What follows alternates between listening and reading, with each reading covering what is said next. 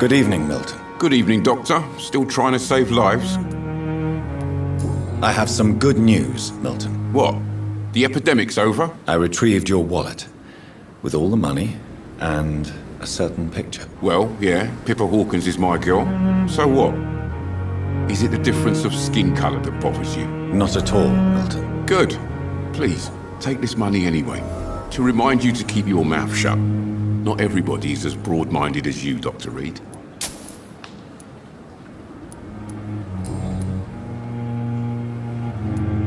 What's going on between you and Nurse Hawkins? Pippa's tired. Tired of all this shit. Tired of all those corpses piling up. She's as depressed as I am.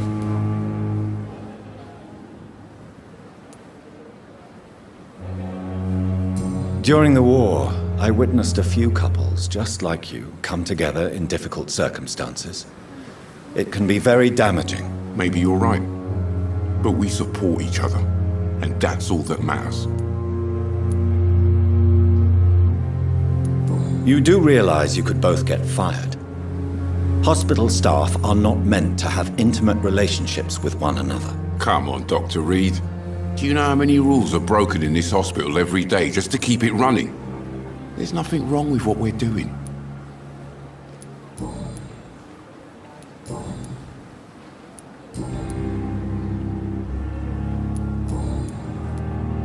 I'd like to see your goods. Wise choice, Dr. Reed.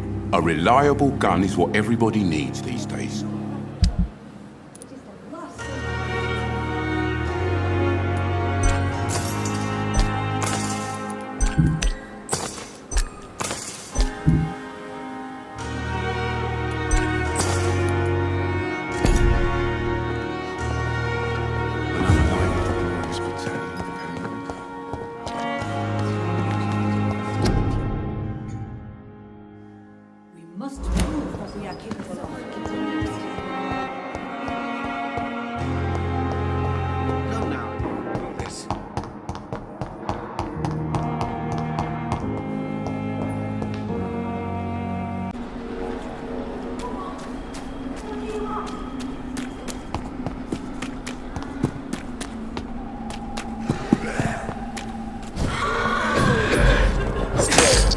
Somebody!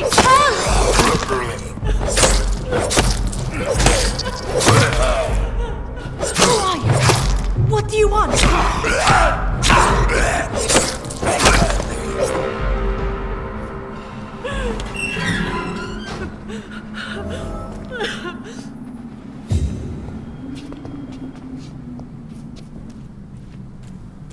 Are you all right, miss? I don't know.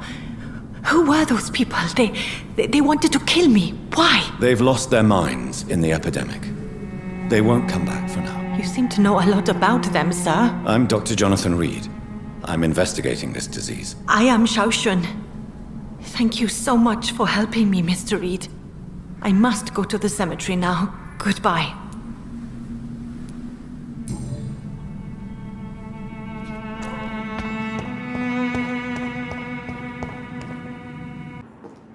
Finally, you've returned, Doctor. Did you find anything of value? Yes, nurse. You've worked your first miracle, Doctor. Now, this patient here needs immediate treatment. Duty calls. When the storm has passed, I'll show you how to mix the remedy yourself with the same basic ingredients. Many thanks, Doctor. When you've finished, you ought to report to Dr. Swansea in his office. He's been looking for you. Seemed pressing. Reads me like a book. I never could keep anything from her.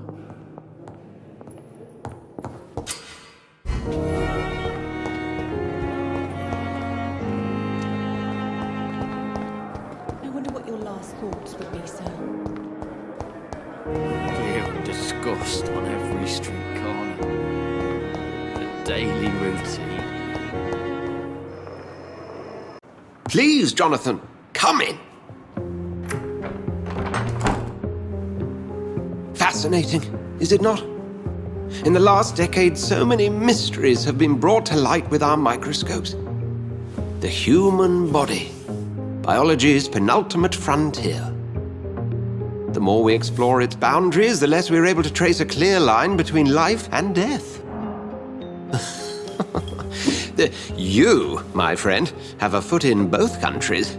The view must be vertiginous. It's at least as vertiginous as chatting about vampires with you, I would say. This must be all so new to you. This area of town, the hospital, a brand new life. How stimulating it must be. I wish I could share your enthusiasm, Dr. Swansea, but my condition defies scientific categorization. Undead? Unalive? Immortality defies logic.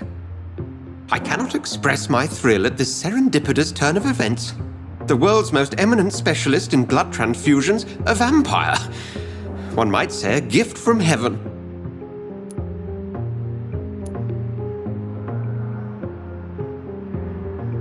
It may seem strange, but your words have brought me some comfort here. Forgive me. I've been an admirer of your work for a long time, and now you are so much more than a brilliant physician. And please, call me Edgar.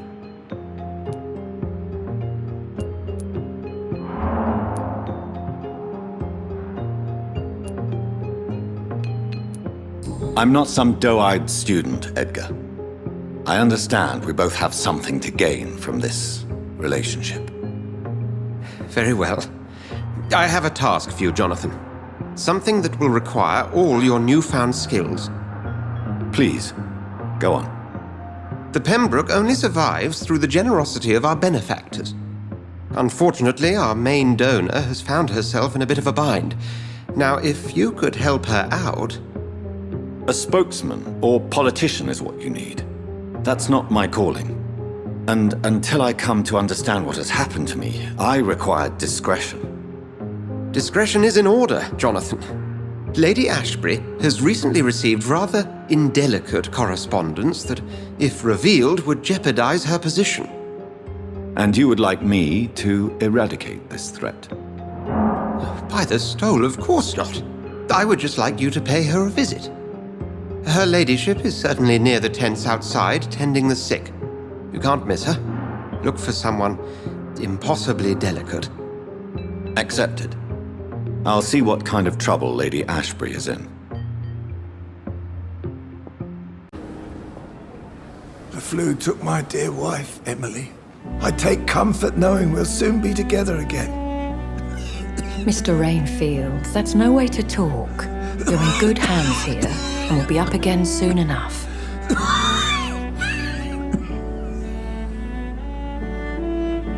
Now do me a kindness and get some sleep. I'll be back round later. Your words are kind, the blessings of an angel. You're the sweet, sweet Lady of Mercy.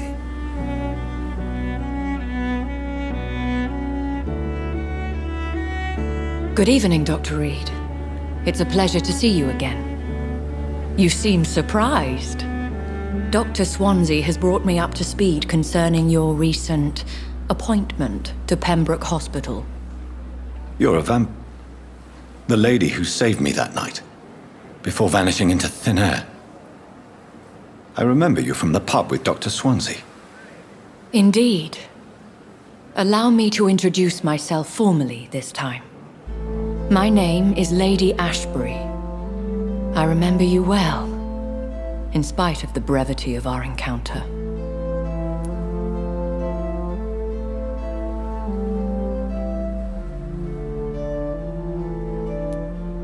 Apologies. You've taken me by surprise. I'm very happy to see you. The pleasure is mine, Doctor. I hope you're more disposed to answer my questions now. You must have countless questions, but our rather urgent matter first. Swansea has explained. My cover, if you prefer, has been compromised. Dr. Swansea has commissioned me to be your agent in this matter. You could start by explaining what's amiss. These past insufferable weeks, I've been the victim of extortion. I've made a first payment, but the blackmailer grows greedy.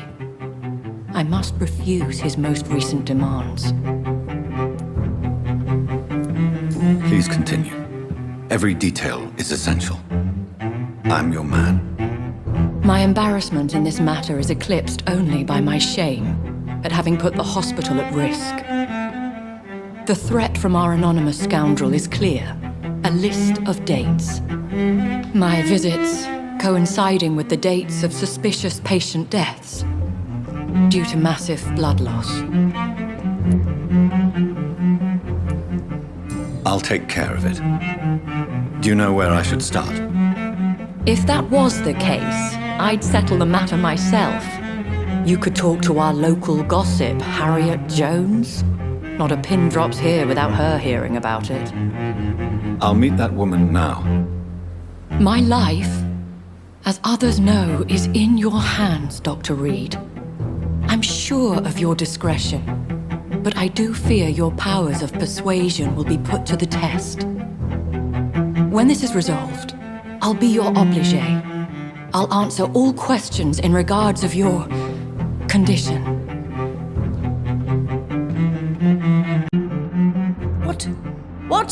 What is this? Who are you? Get out of my room. There's no need for alarm, madam. I'm Dr. Reed, the new surgeon. Preposterous. Dr. Reed, you say? I don't want some bumbling intern. Where's Dr. Swansea? Please, calm down, madam. I assure you that I am highly qualified. I'm just back from war duty. How brave. Threatening an old defenseless woman. You know how long I've been a patient here? You've picked the wrong fight. I'm Harriet Jones. Harriet Jones? Indeed. I've been meaning to have a chat with you. You know what goes on here better than any other patient, I gather. Oh, better than any patient, nurse or doctor. I've seen so many vile undertakings. I heard there have been some despicable goings-on. Was there a case of blackmail? Blackmail? Wait. You're investigating something. This isn't a social call. One of those incompetent cunts slit a poor sod's vein.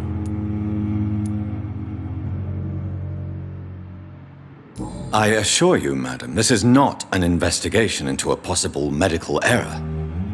Debauchery, then? Nurses Crane, Hawkins, Brannigans, whores, all of them. They can't keep their legs shut. I've seen them scratching slutty sores. Really? Well, if you have irrefutable proof, I'll not have the staff behaving in such a manner here. This is your business, Doctor, not mine. But I swear one of the nurses is cavorting with some man on hospital hours. Thank you for your time, Miss Jones. You've given me something to go on. See you on the next round. Disgusting.